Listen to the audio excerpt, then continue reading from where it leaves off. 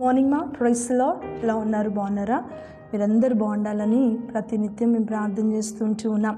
దేవుడు మిమ్మల్ని ఆశీర్వదించాలని, మేడల దేవుడు కలిగి ఉన్న ప్రతి ఒక్క ప్రణాళిక, ఆయన కలిగి ఉన్నటువంటి ఉద్దేశము దేవుడు నెరవేర్పు చేయాలని మేము ప్రతి నిత్యము దేవాది దేవుని యొక్క సన్నిధిలో మీ కొరకు ప్రార్థన చేస్తూ ఉన్నాం. బైబిల్ చదివారా? ప్రార్థించారా? బైబిల్ చదవటం వలన, ప్రార్థించడం వలన దేవుని యొక్క మహిమ కార్యంలో మన జీవితంలో మనం చూస్తూ ఉంటాం. ఈరోజు దేవుని యొక్క మాట హెబ్రీలకు రాసిన పత్రిక 14వ అధ్యాయము 1వ వచనం.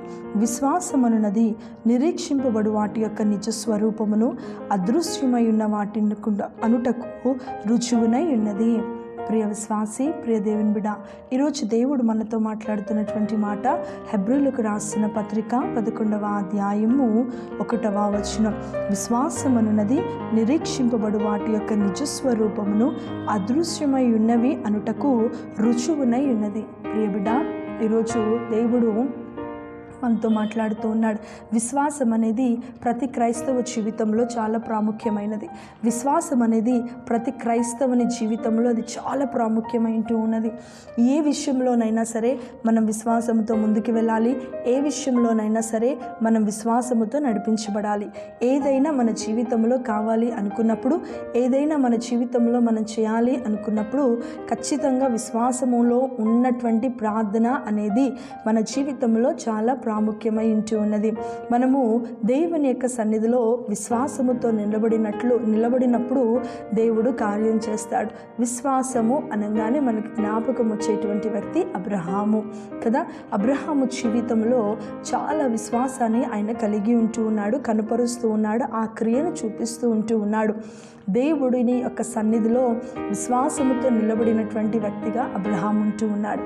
నీ జీవితంలో అదృశ్యమైన వాటిని నిదానించి చూసినప్పుడు, ఆ యొక్క దేవుని యొక్క అదృశ్యమైన వాటిని దేవుడు, నువ్వు ఎప్పుడైతే దాన్ని నమ్మి విశ్వసించి ప్రార్థిస్తావో దేవుడు నీ జీవితంలో కార్యం చేస్తాడు.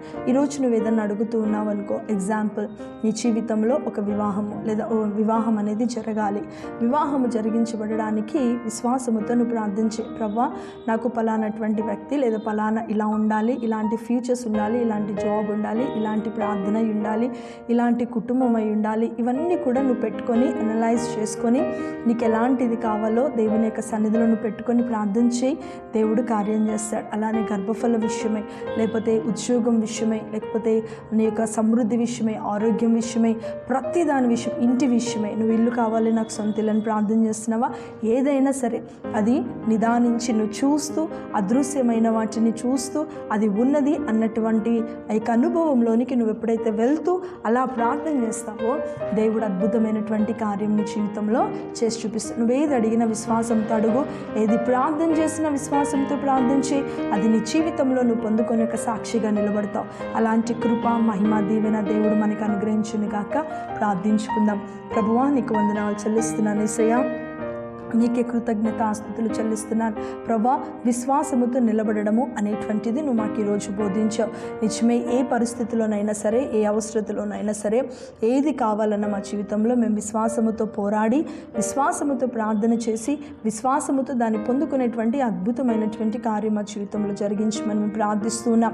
ఏదైనా సరే ప్రభా, మా యొక్క మనోనేత్రములతోటి మేము దాన్ని చూసి ప్రభా, లేనిది ఉన్న వాటిగా ప్రభా మేము ఊహించి నీ సన్నిధిలో మేము ప్రార్థన చేసినప్పుడు ఆ విశ్వాసమును మా జీవితంలో కార్యం చేస్తావు కనుక ఆ కార్యం మా జీవితంలో జరిగించి నీవే మహిమ తెచ్చుకోమని యేసుక్రీస్తు పరిశుద్ధ నామమున ప్రతి ఒక్క బిడ్డని చేతులకి అప్పగిస్తూ ఉన్నాను తండ్రి. ఆమేన్. Praise Lord. మా అందరికీ దేవుడు మిమ్మల్ని, మీ కుటుంబాలను దీవించును గాక. ఆమేన్.